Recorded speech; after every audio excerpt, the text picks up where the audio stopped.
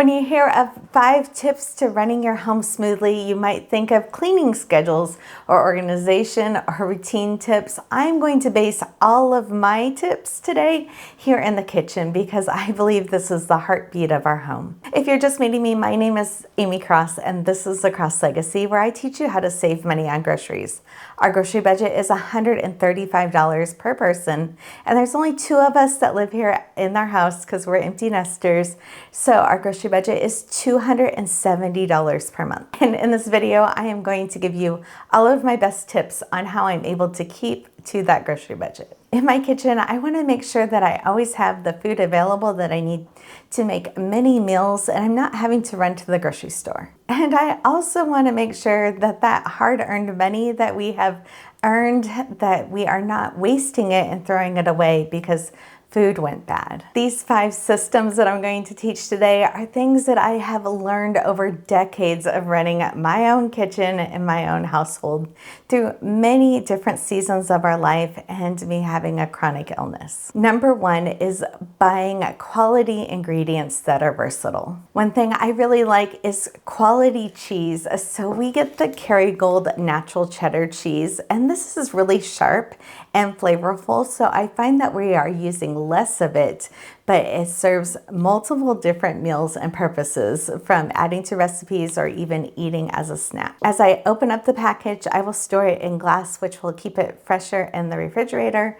for longer. If I am shredding it, then I will store it in a glass jar with a metal lid that's completely airtight. But we found with getting this high quality cheese, we're able to cut out many of the other kinds of cheeses that we used to buy, and then we are just focusing on one main ingredient. I try to buy organic as much as possible, but my first priority is our allergies that we have in our household and making sure that they're safe for our family. I'm also diabetic, so whenever I can add a protein to our meals, it is great, and Greek yogurt is something that I'm adding all of the time. Normally when you're getting Greek yogurt at the store, the best by date is about 6 weeks out, and if you put it in a glass jar with a metal lid, as you open it, it will extend it for another 2 weeks past that. But we end up buying this now once a month when we go grocery shopping. It's because we have so many recipes that we use it in. So instead of buying things like ranch or cream of something soup or sour cream or anything for dips into smoothies,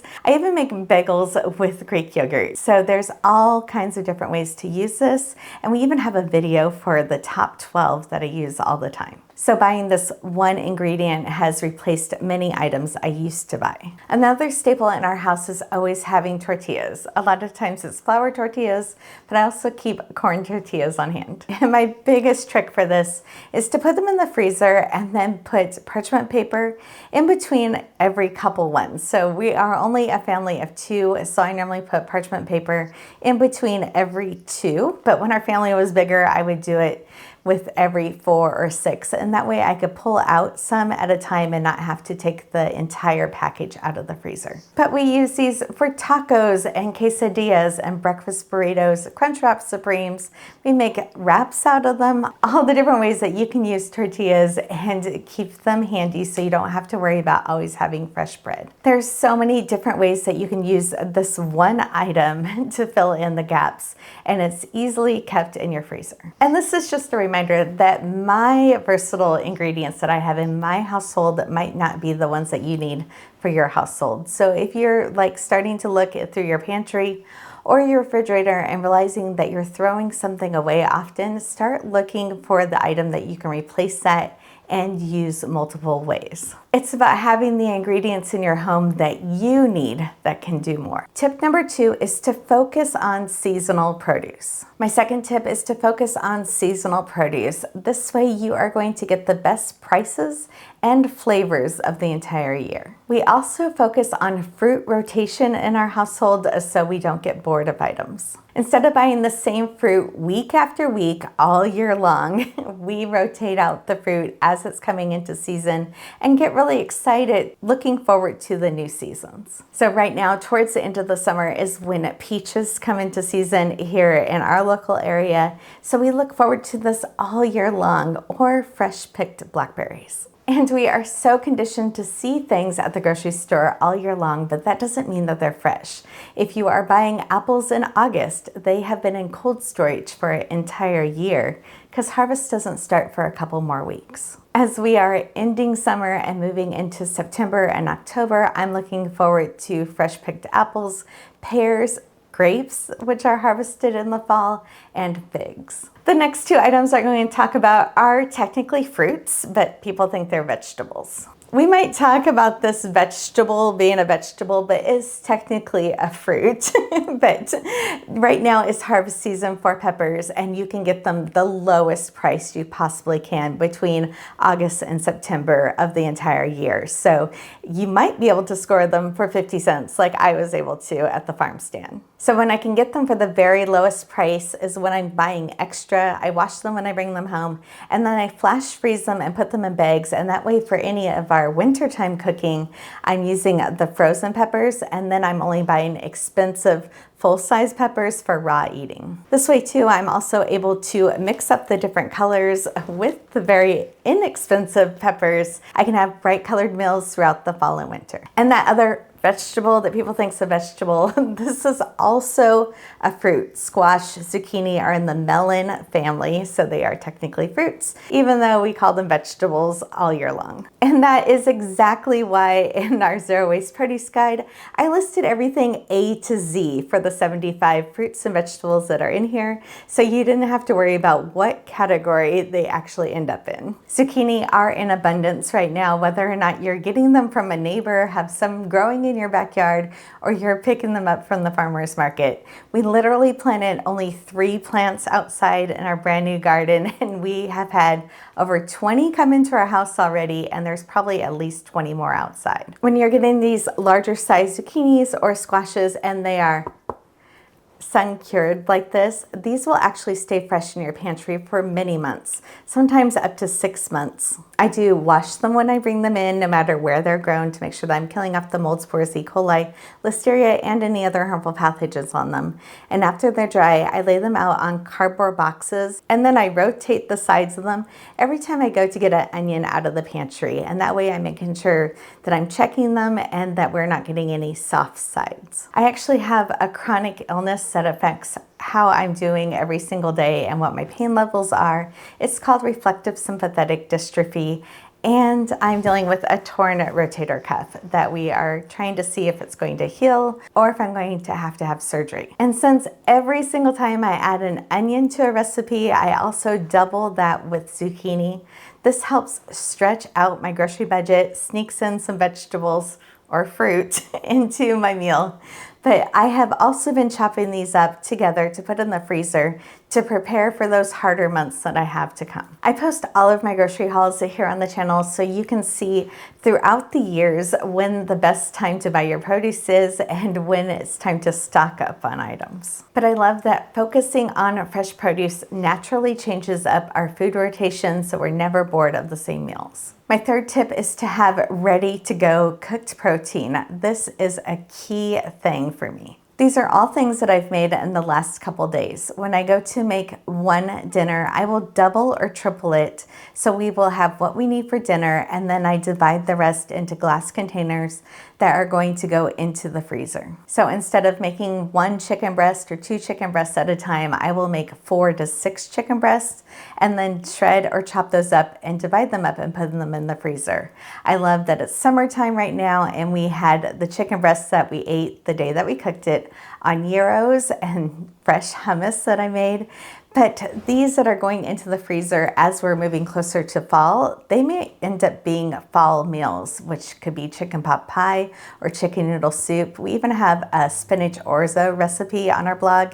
And these shredded chicken dishes are so easy to put together when you have that cooked protein ready to go. I like this size of meal prepped containers when I'm doing anything with ground beef in it because I double the portions so much, adding veggies and peppers and zucchini, all fruits again, into that, and then also adding lentils. When we're using these two, then I know that I've already packed in tons of nutrients into the dish and I don't really care what else is on the plate with it. So we can have these on things like protein pasta, we can put it on sweet potatoes. They are the perfect filling for zucchini boats.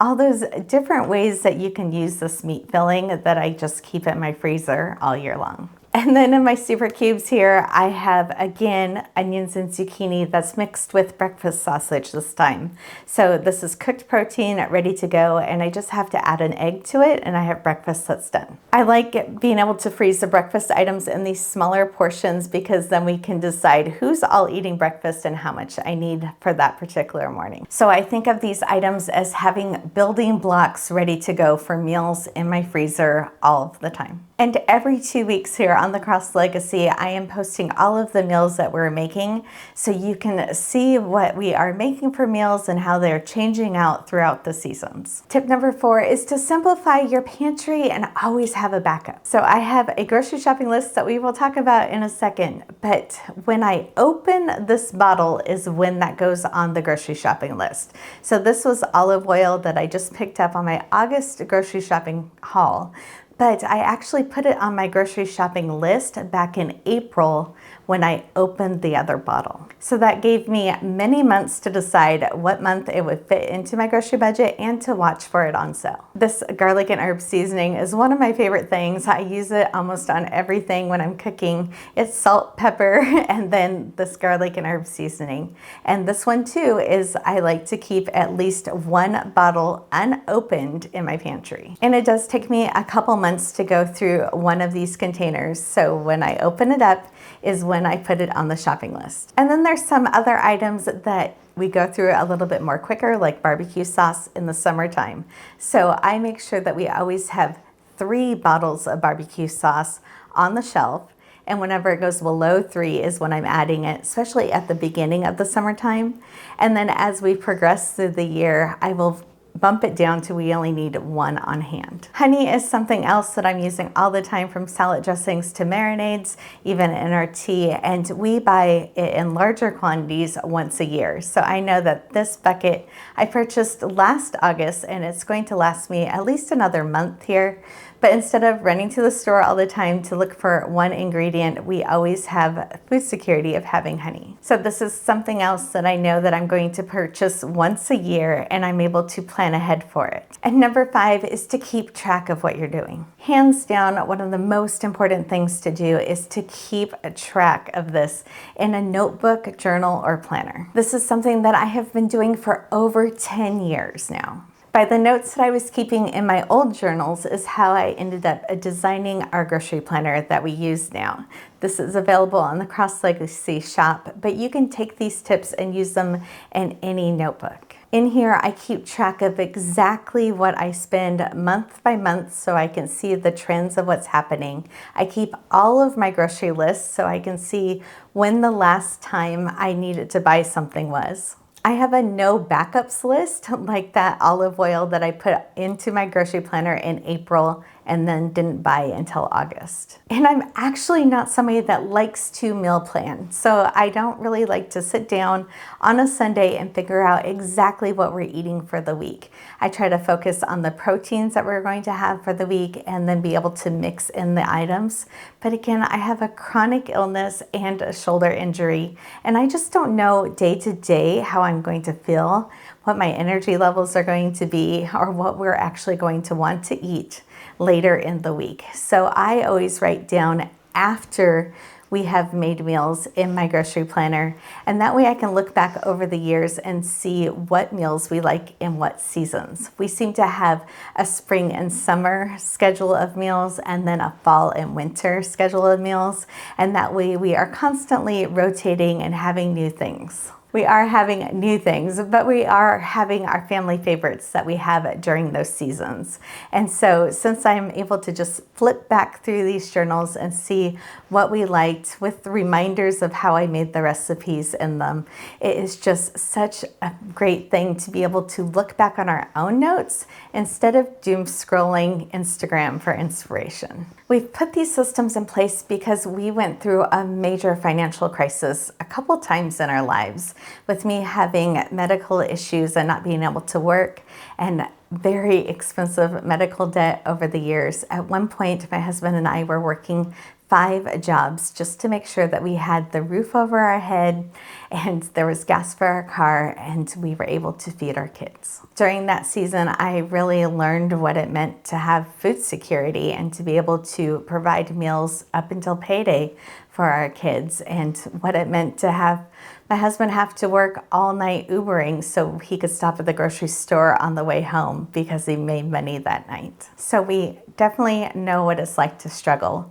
And we have raised our own kids, and then we had 4 under 7 in foster care in our home for 3 years right before the pandemic, and then our grandma came to live with us for her last chapter of her life. Many years ago, when we were first starting this grocery budget per person, we started it at $100 per person, and that was because that was the bare minimum of what we could afford. Around 2015, we bumped that up to $135 per person. That's when we were starting to find out about the allergies in our household and wanting to buy higher quality ingredients, not just making sure that our family was fed. And at that time, with 8 in the household, we maxed out that budget at $1,000 a month. For the last 2 years, it's just been my husband and I, and so we are empty nesters now, but we have moved closer to our grown kids and we are feeding them often. But we've been able to stick to that grocery budget of $135 per person. We haven't raised that even with the grocery prices increasing since the pandemic. And even though we are making meals that have friends and family included in them,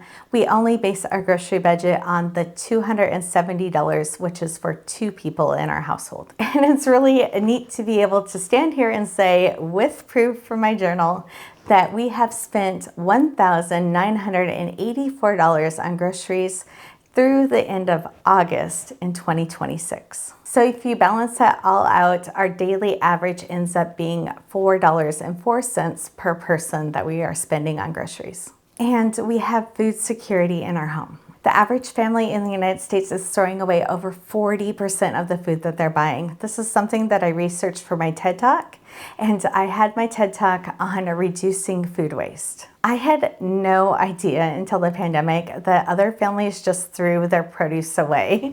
It was kind of surprising to me that people couldn't go 2 weeks of not going to the grocery store and not having produce the entire time. We are able to go grocery shopping once a month and we have fresh produce the entire time and 0 food waste. This is just a little sneak peek of the produce class I'm going to be teaching in this year's Get Organized virtual conference. During the conference, I have a full produce video going through all of the washing and storing instructions for the most important produce items. There are over 100 speakers for this week-long virtual conference, and the tickets to watch it live are free. So you can learn from me and so many other experts on organizing your home. The link for this year's ticket is linked in the description. Make sure that you're checking that out because this is a live event. If you're new here, welcome. Know that I answer every single question and comment that I see that comes through on YouTube. It's really important to me to help you